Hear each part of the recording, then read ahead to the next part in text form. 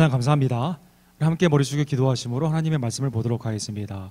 사랑의 하나님 아버지 감사합니다. 오늘도 영원하신 하나님의 말씀을 또 한번 대면할 수 있는 놀라운 은총을 주심에 진심으로 감사드립니다. 우리의 마음을 성령님 열어주시고 말씀을 깨달을 수 있는 지혜를 허락해 주시며 행할 수 있는 귀한 능력과 그 가운데 풍성한 열매를 주께서 허락하여 주시옵소서. 예수 그리스도의 이름으로 간절히 기도드립니다. 아멘. 세계의 대통령이나 위정자가 성경에 손을 얹고 백성들 앞에서 잘 인도하겠다라고 선서를 하는 그러한 나라는 약 17개국이 된다고 합니다. 미국의 경우는 청교도가 세운 나라이기 때문에 위정자들의 취임식의 그 예배의 형태가 상당히 지금도 많이 보존되어 있습니다. 사실 오늘 우리 오바마 대통령과 바이든 부통령이 그 프라이빗하게 우리 먼저 선서를 하시고 내일 공식적인 행사가 있는데요. 4년 전에 1월 20일에 이제 취임하실 당시에 리고런 목사님께서 이제 기도를 하시고 또 성경에 링컨 바이블에 손을 얹고 선서를 하시고 또 축도를 하는 그러한 순서가 있었습니다.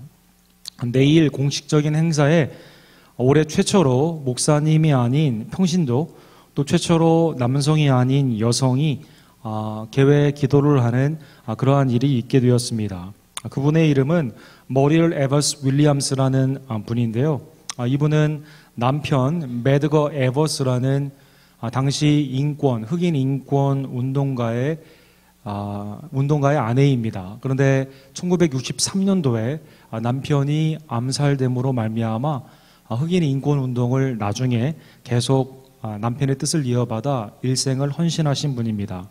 1933년생인 이분이 일생 동안 인권을 위해서 또 내일은 마틴 루터 킹 주니어 데이인데요. 그분을 위해서 열심히 이렇게 그 뜻을 받들어 일을 하고 내일 이제 대통령의 취임식에 기도를 하게 된 것입니다.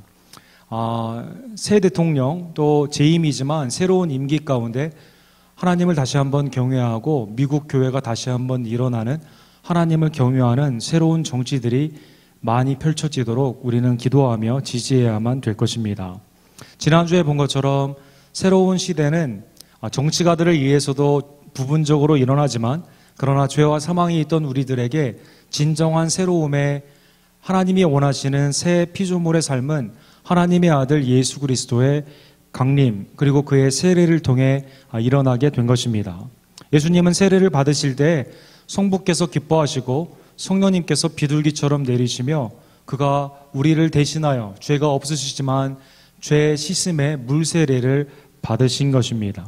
그리고 오늘 누가복음 4장 1절에 보면 성령님이 이끌려 그는 광야에 40일 동안 나아가서 금식하며 하나님과 교제했다라고 나와 있습니다. 여러분 그 주대한 윌더니스가 이렇게 나와 있는데요. 우리가 생각하는 광야는 자연환경이 풍성한 그러한 곳이 아니라 이스라엘의 당시의 광야는 출애굽하여 가나안 땅으로 가기까지 젖과 꿀이 흐르는 땅으로 가기까지의 황폐하며 생명이 없고 부족하고 고통스러운 그리고 반드시 거쳐야 되는 그러한 장소였던 것입니다.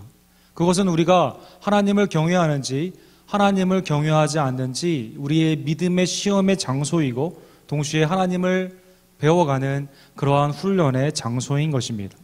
그러나 이스라엘 백성 또 우리의 삶도 이러한 광야에서의 삶이 하나님을 선택하지 못하고 여전히 다른 길로 가는 그래서 금방 할 수 있는 일을 40년 동안 방황했던 것처럼 우리는 광야에서 우리의 믿음이 실패하곤 하는 것입니다. 이제 과연 하나님의 아들 예수 그리스도는 아담이 실패하고 이스라엘이 실패하고 모든 죄인들이 실패한 하나님을 경외하는 그러한 삶으로 광야에서 마귀의 시험을 이길 수 있었을까요? 그것이 오늘 누가복음의 주제인 것입니다.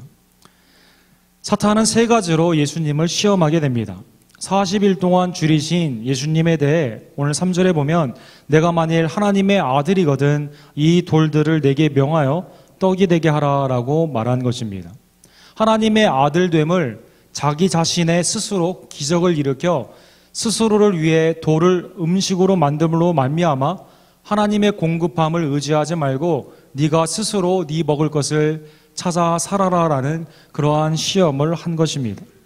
예수님은 과연 돌을 떡으로 만들 수 있는 그러한 능력이 없으셨을까요? 그것이 중요한 게 아니라 하나님을 과연 의지하느냐 의지하지 않느냐, 하나님의 아들 예수 그리스도가 하나님의 공급하심을 믿느냐 믿지 않느냐, 그의 돌보심을 의지하느냐 의지하지 않느냐가 여기에 관건이었던 것입니다. 예수님은 신명기 8장 3절의 말씀을 인용하여 사람이 떡으로만 살 것이 아니라 하였느니라 라는 말씀을 하셨습니다. 하나님의 말씀으로 사는 것이다라는 것을 사탄에게 그 말씀으로 이기신 것입니다. 여러분, 첫 번째 인류가 시험을 받은 것은 공교롭게 먹는 것과 관련된 것이었습니다. 창세기 3장 6절에 보면 사탄은 여인에게 나타나 선악을 알게 하는 나무의 열매를 따먹으라라고 미혹하게 됩니다. 이때 여자가 그 나무를 본즉 먹음직도 하고 보암직도 하고 지혜롭게 할 만큼 탐스럽기도 한 나무인지라 여자가 그 열매를 따먹고 자기와 함께 있는 남편에게 주매 그도 먹은지라. 사탄이 먹는 걸로 시험을 하는 그때 인간은 먹는 걸로 말미암아 따먹음으로 말미암아 하나님께 불순종하여 그 시험에 떨어지게 된 것입니다. 구스타프 나보의 그림처럼 이 죄로 말미암아 풍성한 에덴 동산, 먹을 것이 풍성한 에덴 동산에서 인류는 쫓겨나게 되는 것입니다. 그리고 땅을 기경해야 되고 땅에서는 가시와 엉겅퀴가 나게 되는, 하나님께 불순종으로 말미암아 의식주가 본인이 해결할 수 없는 그러한 문제가 되는 더 어려움을 겪게 된 것입니다. 여러분, 광야에서 이스라엘은 무엇 때문에 가장 많이 하나님께 불평하였습니까? 먹고 사는 의식주의 문제로 말미암아 하나님께 가장 많이 불순종한 것입니다.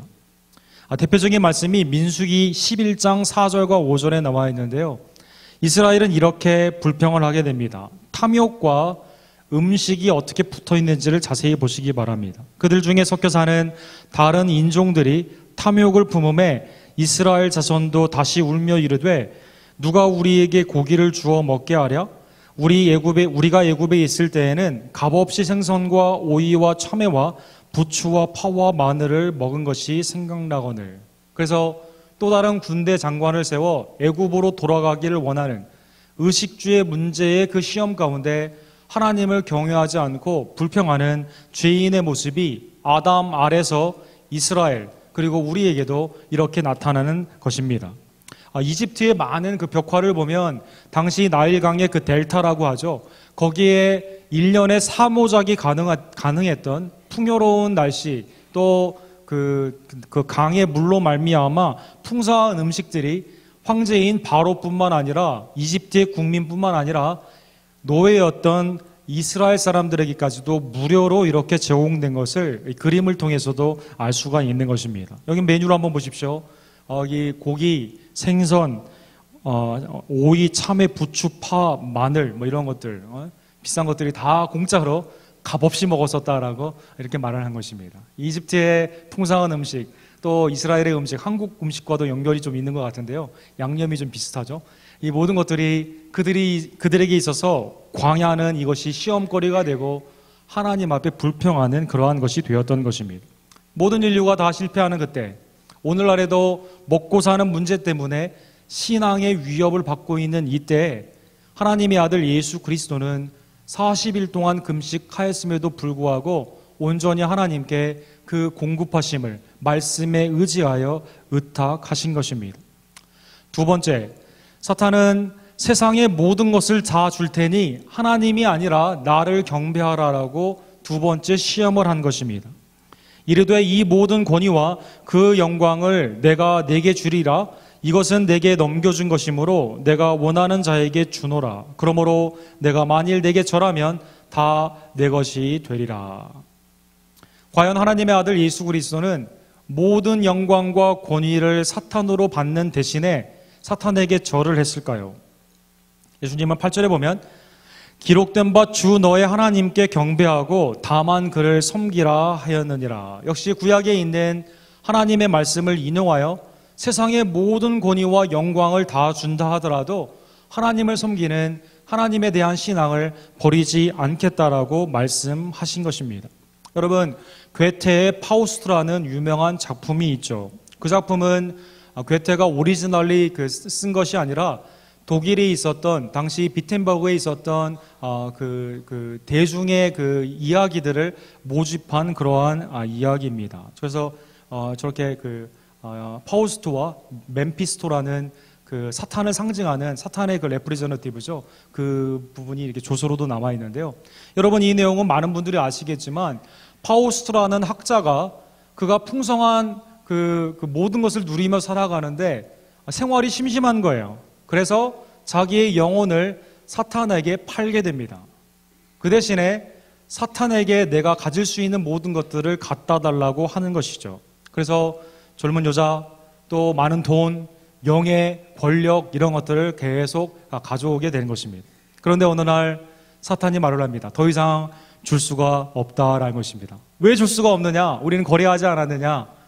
거래 때문에 줄 수가 없다라는 것입니다. 이제 너의 영혼을 가져갈 때가 됐기 때문이다라고 말한 것입니다.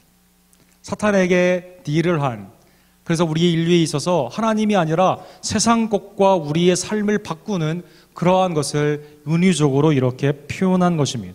여러분, 오늘 본문에 보면 모든 권위와 영광이 정말 사탄이 가지고 있었을까요? 사탄이 가지고 있지 않습니다. 부활하신, 십자가에서 죽으시고 부활하신 예수님이 마태복음 28장 18절, 19절, 20절에 보면 하늘과 땅에 있는 권세가 누구에게 있습니까? 예수 그리스도에게 있는 것입니다.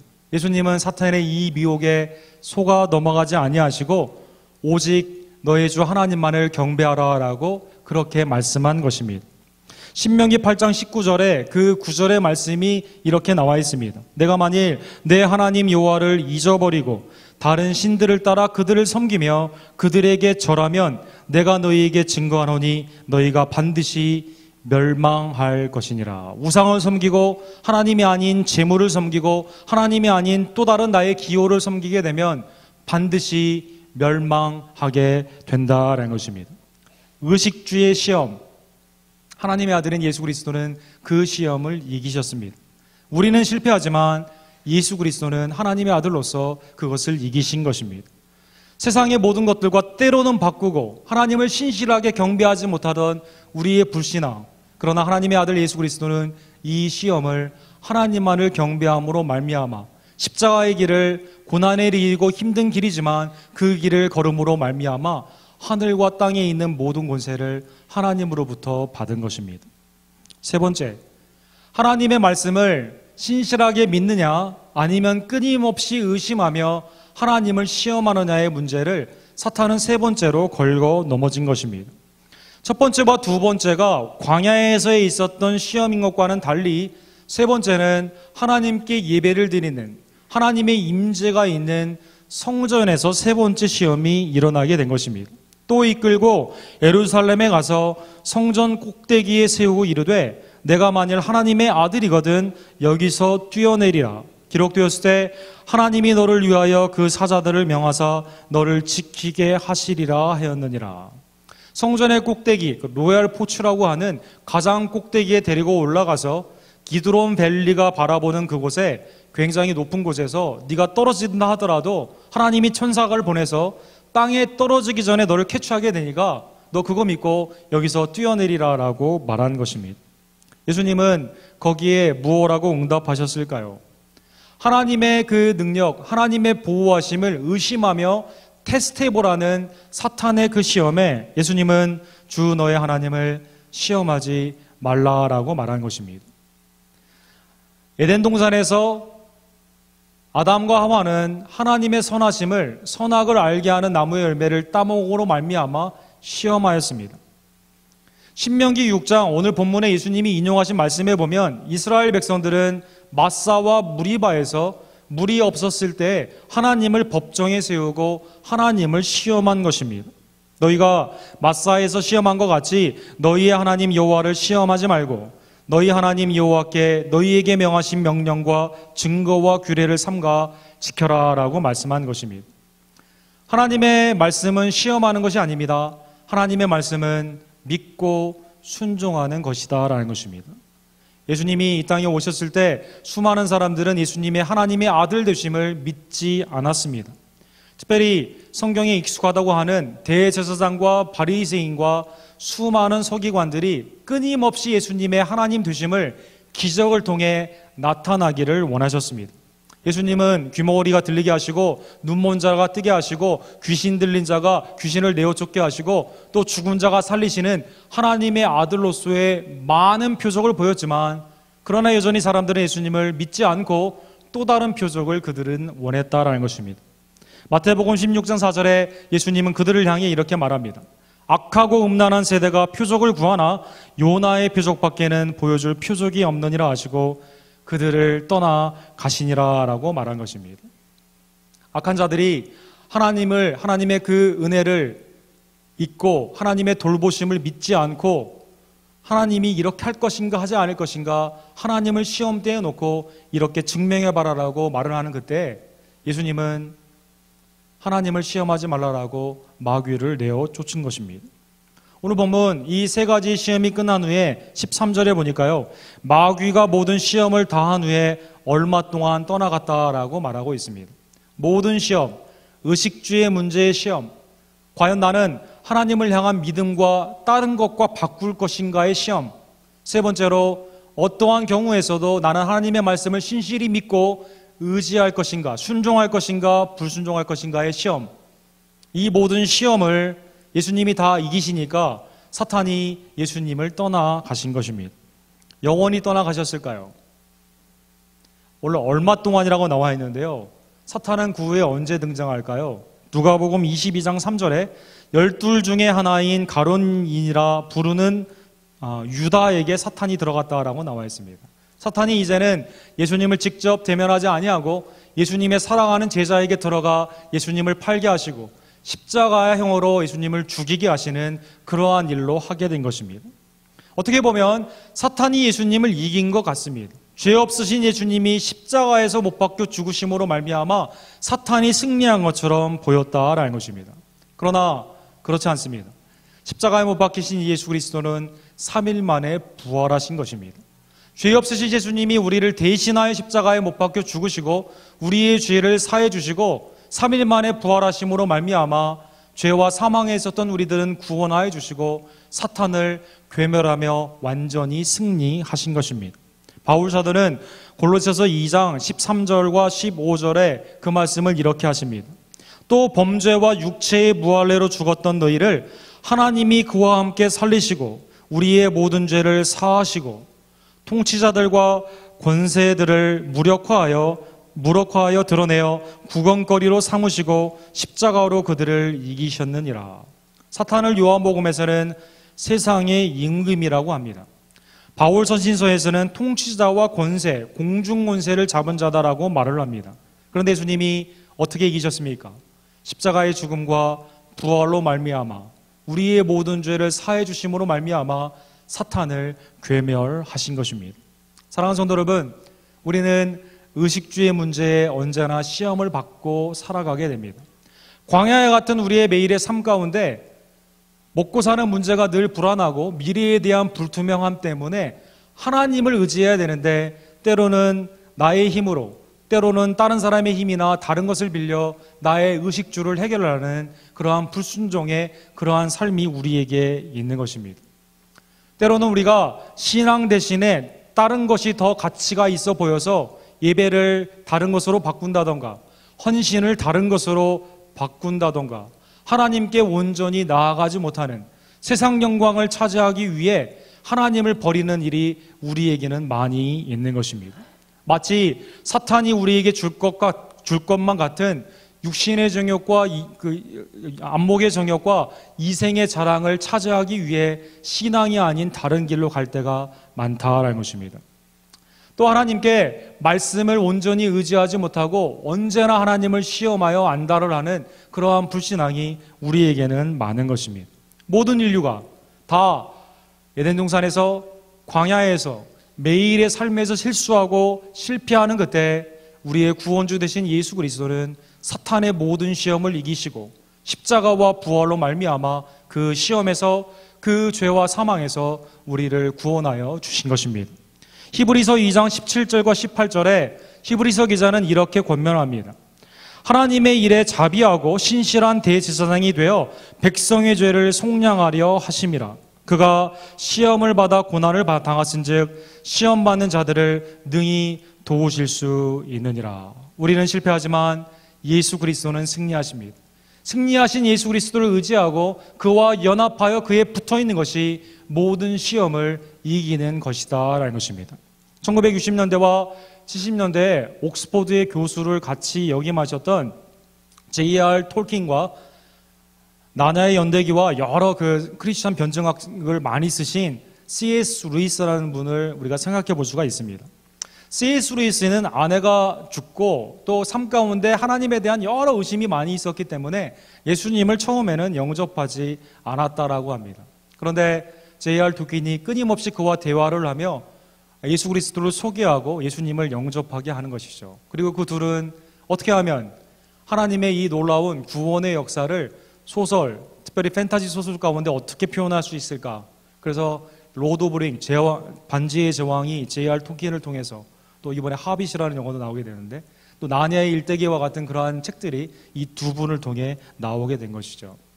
어느 날 C.S. 루이스가 그의 몸에 있는 질병과 또 주위에 있는 학생들이 잘 따라오지 않는 고민 가운데 시험이 들어서 과연 내가 하나님을 믿고 하나님에 관한 책을 쓰는 것이 옳은 것인가 거기에 대한 의심이 생겼다고 합니다.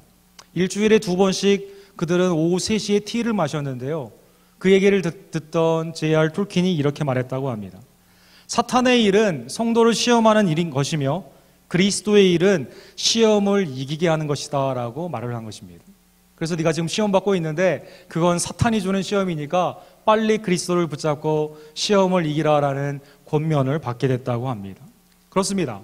사탄은 우리를 끊임없이 광야와 같은 인생에서 심지어 성전 안에서 우리를 시험합니다. 그러나 우리가 예수 그리스도를 붙들고 나아갈 때 시험에 이기신 모든 시험에 이기신 예수 그리스도를 붙잡고 나아갈 때 그는 우리가 시험에 이기도록 우리를 도와주시고 우리는 믿음으로 세상과 마귀를 이길 수 있다라는 것입니다. 사랑하는 성도 여러분, 의식주의 시험에서 끊임없이 세상의 영광을 주겠다고 말하는 미혹의 시험에서 하나님의 말씀을 믿지 말고 테스트해보라고 말을 하는 사탄의 말씀에 대한 의심의 시험에서 예수 그리스도를 온전히 붙잡음으로 말미암아 시험에 이기신 예수 그리스도의 놀라운 능력으로 그 모든 것들을 이겨나가는 하나님의 복된 성도님들이 되기를 주님의 이름으로 간절히 축원합니다. 여러분, 마틴 루터가 1522년에 프레이어북이라는 것을 쓰셨죠. 그것이 이제 나중에 많이 출간이 되어서 오늘날 그 쇼로 캐라키즘 그 소유리 문답을 할 때 이것을 우리가 쓰게 됩니다. 오리지널이 2개가 남았다고 하는데요. 하나는 종교개혁이 일어났던 비튼버그 우리 루터 하우스에 지금 이게 있다고 합니다. 여러분, 루터는 어린아이들에게, 특별히 새가족들에게, 또 성도들에게 매일 드리는 기도를 가르쳤는데 아침에는 이렇게 기도할 것을 가르쳤다고 합니다. 주님, 오늘 내가 시험에 들지 말게 하옵소서. 주님, 내가 오늘 악에 빠지지 않도록 도와주소서 라는 기도를 하게 했다는 것이죠. 그리고 잘 때는 주님, 나를 죄에서 사하여 주시옵소서, 나의 죄를 용서하여 주시옵소서라고 기도했다고 합니다. 사랑하는 성도 여러분, 이 세상은 의식주의 수많은 시험들, 먹고 사는 문제가 중요한 거 아니냐? 예수 믿는다고 밥 먹여주냐? 네가 힘을 내서 다른 생각을 해봐라 라고 말하는 이때, 교회에서 무슨 그게 뭐 좋다고 거기 다니느냐? 세상의 영광을 취하라라고 유혹하는 이때, 하나님을 믿지 말고 의심하여 테스트해보라라고 말하는 불신의 시험이 있을 때 이 모든 시험을 이기시고 여러분과 저를 십자가와 부활로 구원하여 주신, 그리고 우리가 시험 당할 때 우리를 이기게 하시는 예수 그리스도를 붙잡는 우리 모두가 되기를 주님의 이름으로 간절히 축원합니다. 기도하겠습니다. 사랑하는 하나님 아버지,